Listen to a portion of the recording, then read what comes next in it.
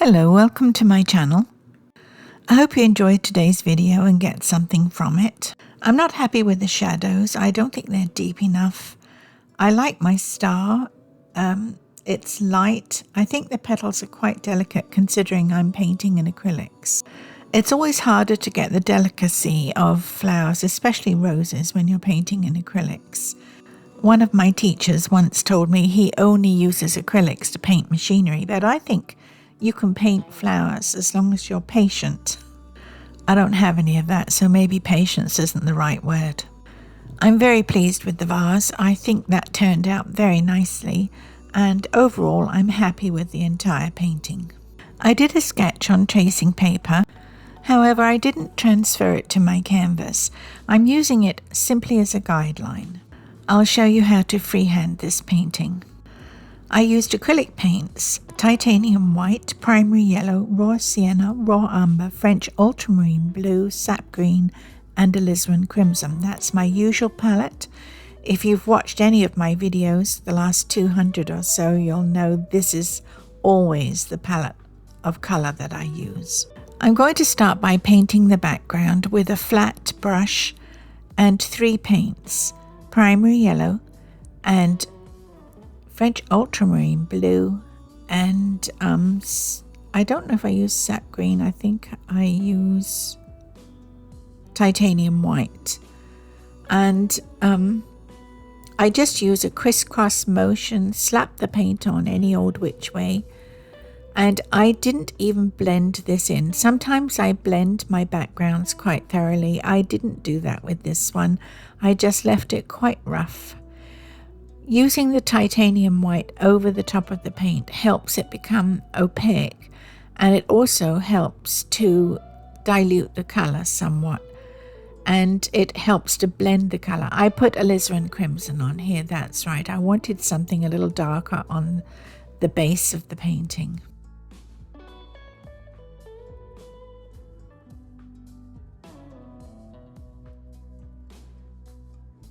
If you like, at this stage, while the paint is still wet, you can pull leaf shapes into the background, which adds a nice interest and texture.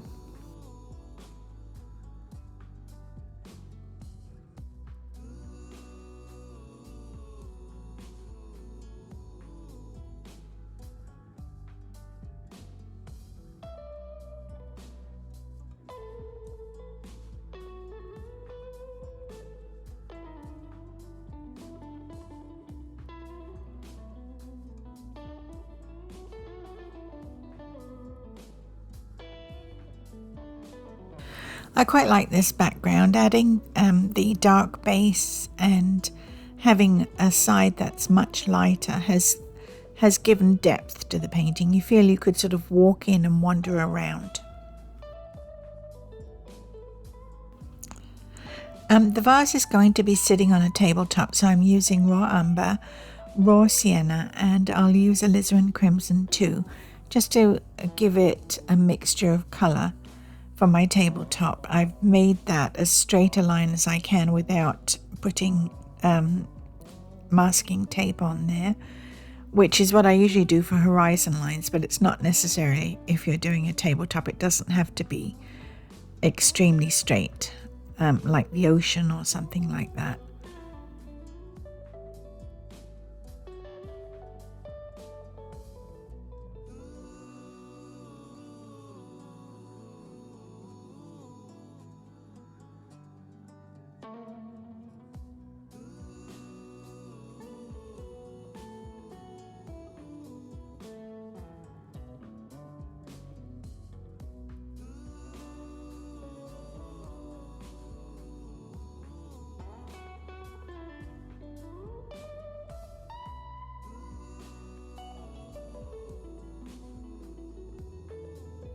I want my vase to be dark blue, a sort of cobalt blue, but I'm actually using French ultramarine blue because that's what I have on my palette.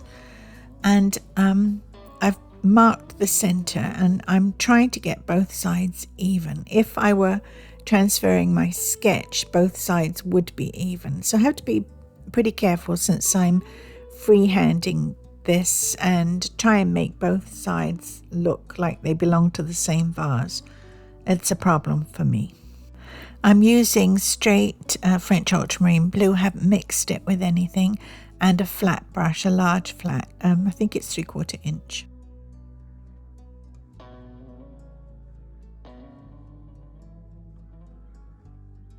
I'm drawing a second line under this vase because I want a reflection in the table, and the base of the vase will reflect in the table. And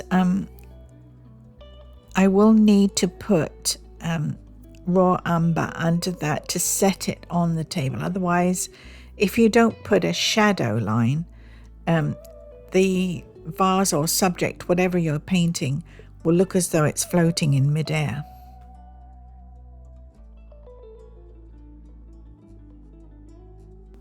I'm having trouble getting a deep blue on here because the paint underneath is not yet dry and it's diluting the paint somewhat. I'm going to use alizarin crimson to just put in shapes of the flowers where I think they should be according to my sketch. And if I were painting with oils, this colour would pull into whatever I'm putting on over the top of it and give me a pink. But it will be dry by the time I get to the next stage. And so I tend to paint in layers when I'm painting with acrylics. And the paint will show through, but not necessarily to the depth tonal value that I need it to show through. So I'm forever just adjusting when I'm painting flowers in acrylics. I mixed in French ultramarine blue to the red in order to make a mauve colour, and that will be my shadow flowers. And where the shadow hits on the flowers, I've decided that the light is coming from the right because that's the lightest side of my background. For my leaves, I'm just using a mid-tone green that I mixed with sap green and primary yellow. And rose leaves always come in sort of sets of 3. So that's how I usually paint them, in sets of 3. It's an odd number. Odd numbers are more charming to the eye. So one of my teachers told me, and I've always gone along with that. I think that's a pretty good idea. And so I paint groups of 3 leaves.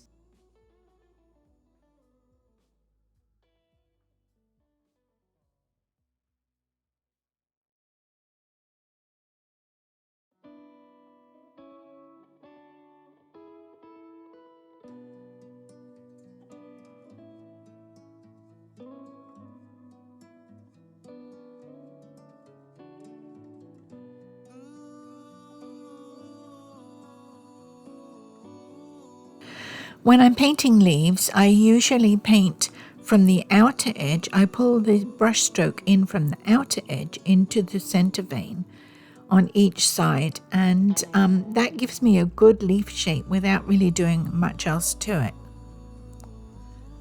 I always use a flat brush and usually a 3/4 inch flat for this. For smaller leaves, I use a 1/2 inch flat.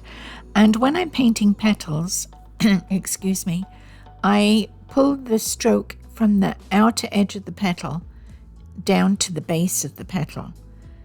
And it gives a striation, a series of lines that you see in petals if you look closely at them. When I'm using acrylics, I go over my petals several times because as the paint dries, it dulls down somewhat. And if I want my brightest highlight, I have to keep applying and reapplying the paint. For the petals that are closest to us and we don't see the entire petal, I just use a sideways swipe of the very tip of my brush, the very edge of my brush. And for the bigger petals that we see most of the petal, I use the entire flat of the brush to pull that shape in.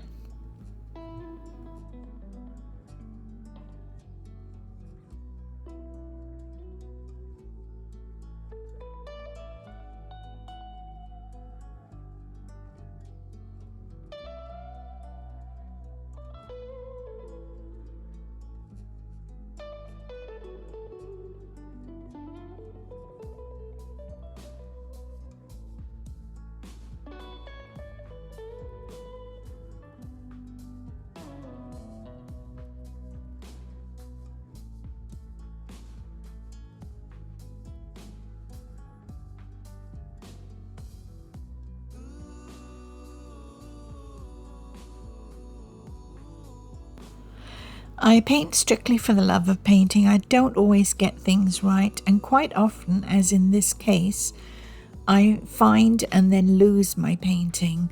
And what I mean by that is it will be really nice. I'll have all my shadows and highlights in the right place, and then I'll paint over it and I'll lose the painting. And I think I do that several times in this particular painting, but I do feel that it's a valuable lesson. You can learn by my mistakes, hopefully, and not do that. I think it's quite important, if you can, to give yourself time to stand back and just observe your painting and see what you need to do next, rather than, as I do sometimes, just carry on painting, finding and losing it, and just repainting the same thing several times. I think it's something that amateurs do. I don't know if professional painters do that, but it's something I do anyway. But I'm happy with the end result of this painting. It did take me a little while to get there. Oh, well, I have to modify that. I'm happy with it for the most part. Let's put it that way.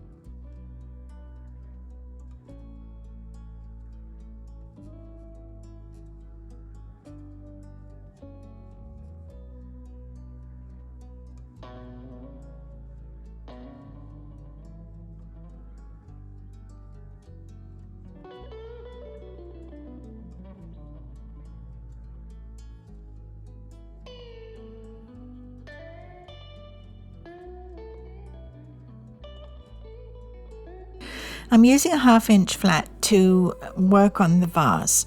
I'm going to give it that glossy reflective look that ceramics have.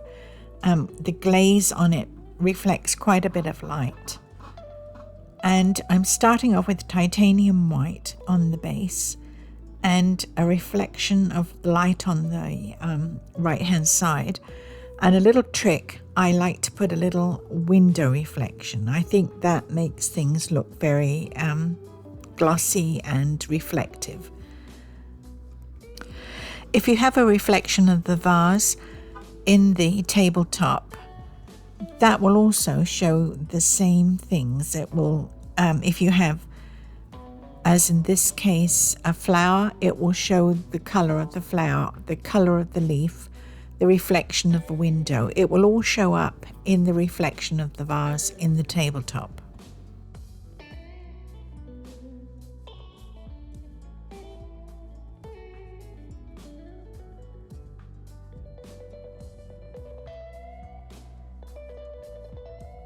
I'm using a liner brush to put in the sepals on the rose buds.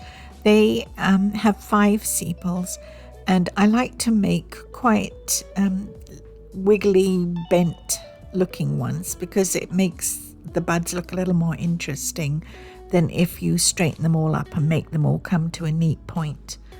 And I like to add little things to my paintings that add interest to the eye. And doing the sepals, doing rose stems and thorns, which I haven't got any of in this painting, but doing those things all add interest to the painting. And don't worry if you have to cross over something you've already painted. It's natural. It's what happens in real life. Things aren't straight and neat and orderly. Leaves do overlap petals, and petals will overlap the vase, and sepals will overlap each other, and the bud and the bud behind. It all looks much more natural if you do overlap things. This rose at the top is the star of the show, and I want that highlight to be very bright. I use neat titanium. I don't mix it with anything, and I just place it on the petals that are hit by the highlight, that are hit by the light that's coming in from the right on the painting. I don't put that highlight on every single petal.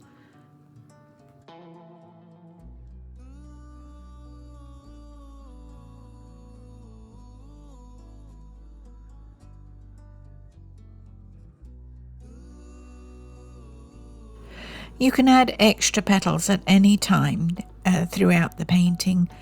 I sometimes just simply don't put enough in, and I have to add extra as I go along.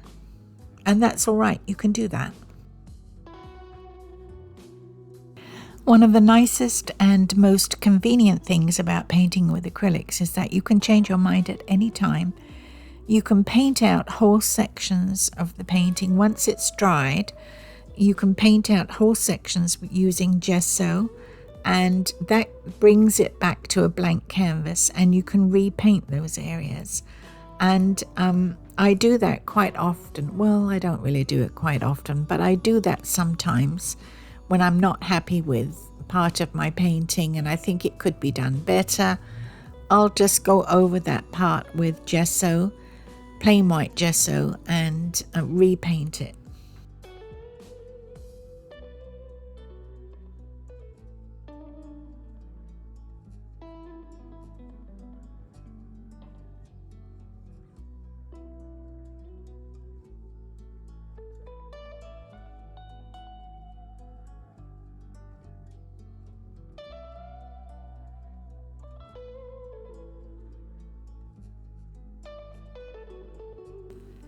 Here I'm adding the reflection of the flowers and leaves in the vase, and you can see it's making the vase look glossier, more glass-like, and more realistic, really.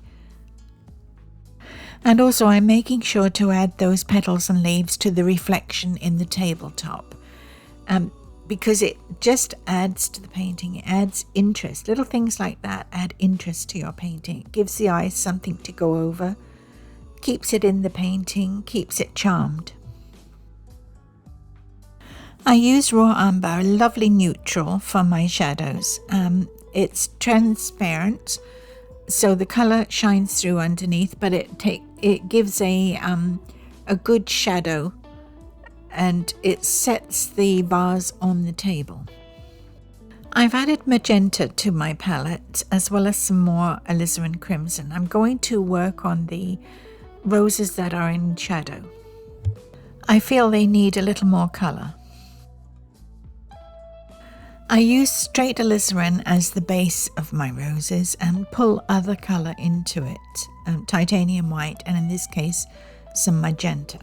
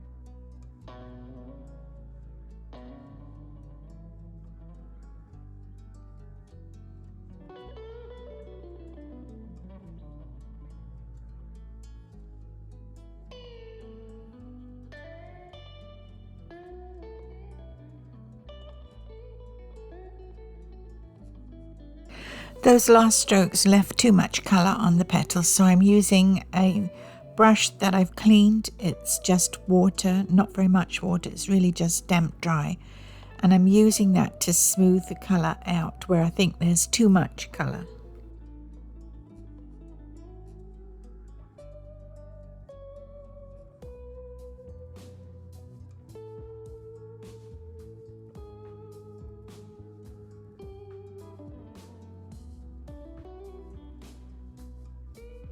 I'm going to put the centre stamens in, and I'm just dotting that in with my liner brush. I sometimes use a small round for this purpose, but my liner brush is what I have out, and that's what I'm using. And I'm using straight alizarin crimson, and I also use raw sienna for that purpose too. It just depends on the day, how I'm feeling, and today is an alizarin day, evidently. And for the ones that are in the light, I will mix an orange and dot that on top to give a highlight. I paint these roses as I remember them. As a child, I lived on a 500-year-old farm, and it had a rose garden, and it was chock full of these beautiful roses that used to fully extend, and you could see the centers of them, and they had a really powerful scent. And I remember those, and that's what I like to paint.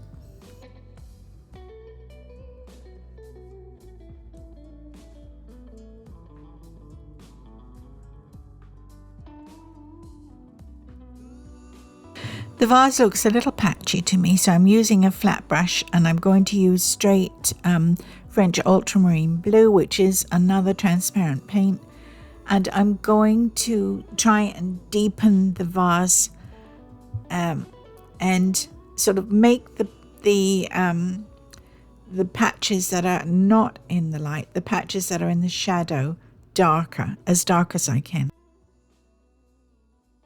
And I'm going to deepen that colour in the tabletop reflection too. I'm quite pleased with that, and I feel it's made that dark blue richer looking and darker. It's given it depth.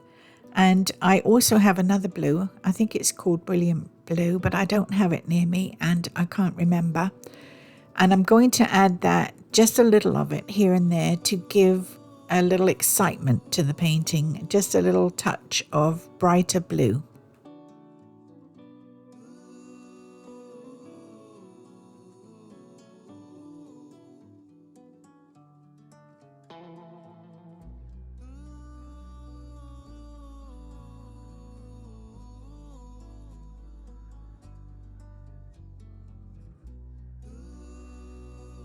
Your colour choice is what makes your painting individual and makes it a painting that can be picked out as having been done by any particular artist, in my opinion.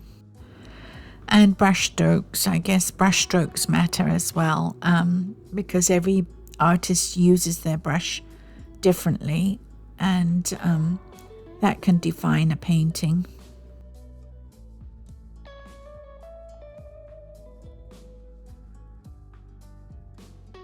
I think this painting is actually finished, and I'm just picking away at it now, and that's me. That's what I do. I have a hard time giving up on a painting. I enjoy it so much, and it's hard for me to put my paints away and say, it's done, it needs nothing else. I'm adding blue in places now where I don't think it really does anything for the painting. So I'll have to adjust that, or maybe I won't. It's one of the hardest things for a lot of artists to put their brushes down and say, it's done, I don't need to do anything else to it.